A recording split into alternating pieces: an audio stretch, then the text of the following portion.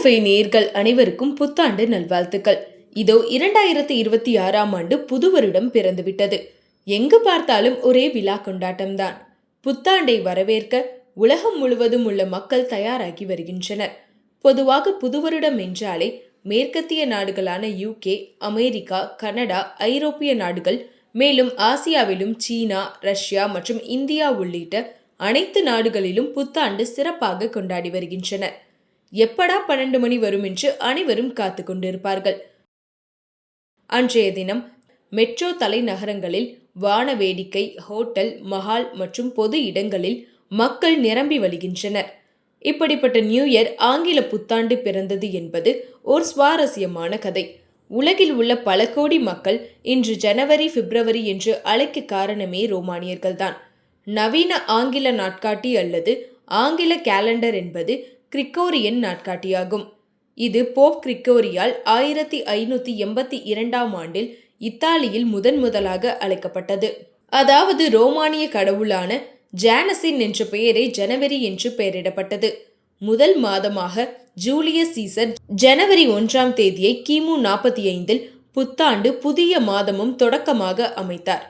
ஆரம்ப காலத்தில் இருந்த ரோமானிய கேலண்டரில் ஜனவரி, பிப்ரவரி, March, April, May, June, September, October, November, December என 10 மாதங்கள் ஒரு ஆண்டாக கணக்கிடப்பட்டது. அதன் பின்பு கிரேட் பிரிட்டனால் ஏற்றுக்கொள்ளப்பட்டது.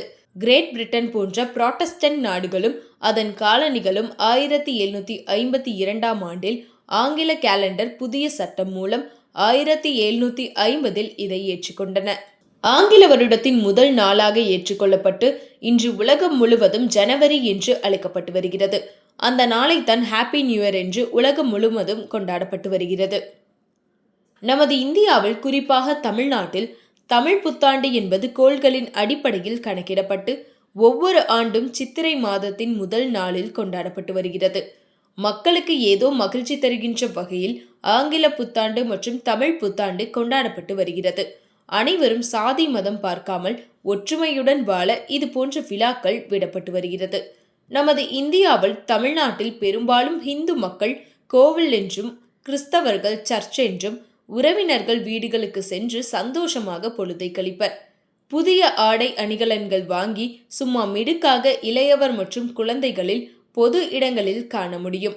அன்றைய தினம் பார்க், பீச் மற்றும் சினிமா தியேட்டர்ஸ், மகாபலிபுரம் உள்ளிட்ட பொழுதுபோக்கு இடங்களுக்கு குடும்பத்துடன் சென்று பொழுதை கழிப்பார்கள்.